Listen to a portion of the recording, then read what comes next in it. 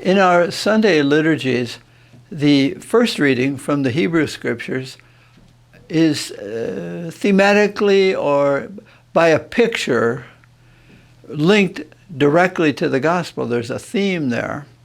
And so in the first reading from Isaiah, there's a picture of recovery, that this God who is coming, will be a curing experience. His touch, behold, this will happen and that will happen. The gospel then picks that up by Jesus doing what the prophet has said the Messiah must do. So in the gospel you will remember and you will read, when the people who see Jesus doing these things, we'll talk about what he's been doing, but they said, he does all things well.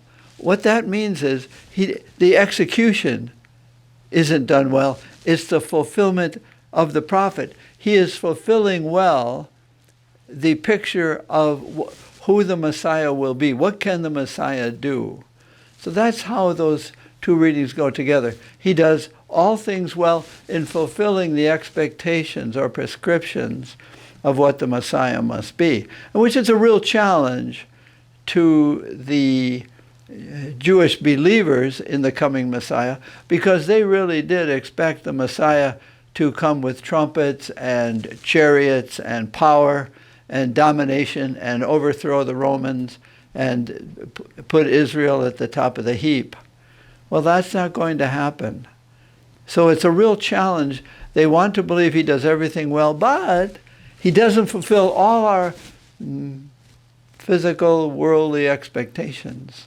So that's the conflict that Mark's gospel especially has. Jesus fulfills the prophets, but not the expectations of the scribes, Pharisees, and faithful Jewish people. So that's the readings for today. But there's something that caught my eye, ear, is that Jesus comes to a deaf man. What's my problem with that? The other way. That's right. It's that Jesus is defining, or the people are defining, or the gospel writer is defining, this man is primarily deaf. That is, he is defined by an adjective. And the conversion is, and Jesus does it in all the Gospels, changes people's adjectives or descriptions. Jesus changes the deaf man and the man who can't speak, changes, not just heals them from what this text says, an impediment, changes and says, now, not only are you no longer hearing impaired, but more essentially, you are a man, a human being, loved by God, which is more important than a physical defect. Are you a deaf person, a blind person, a crippled person?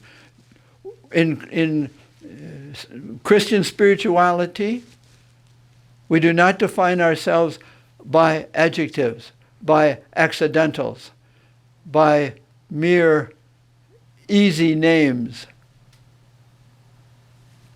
So what are you if you are no longer a deaf person?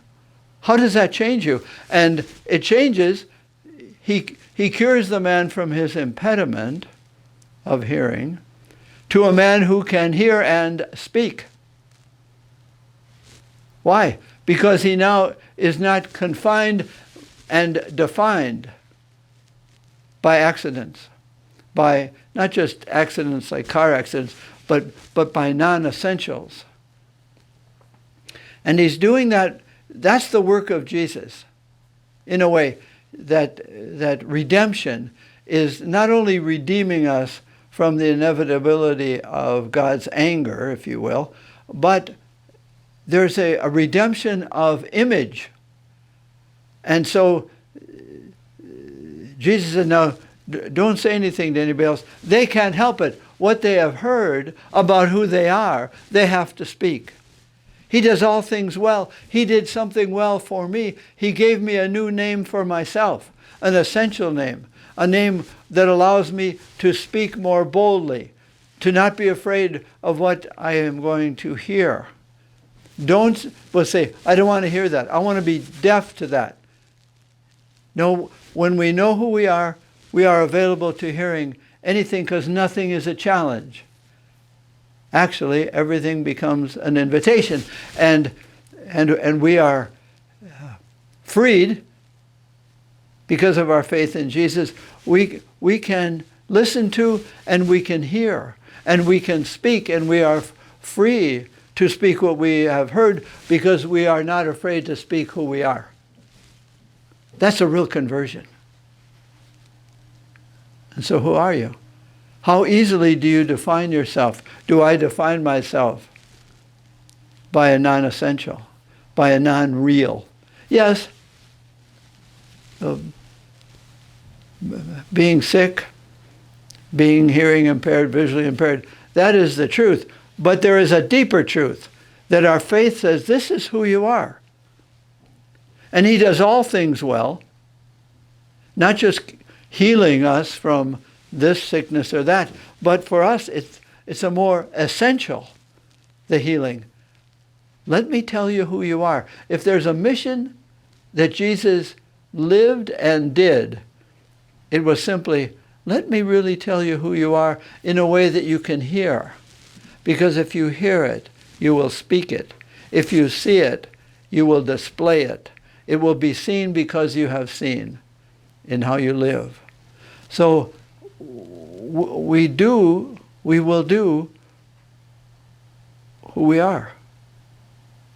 If you are confined and defined by an impediment, you will act that way. Because people have told you, oh, you're a crippled, so you've got to act like a crippled person. No, you're not a crippled person. You're a person who is crippled. And so at the Eucharist, we come to receive his name for us.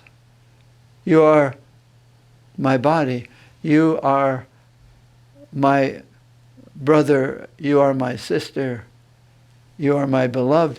And we are asked to receive that healing from any other name. Oh, I'm a sinful woman.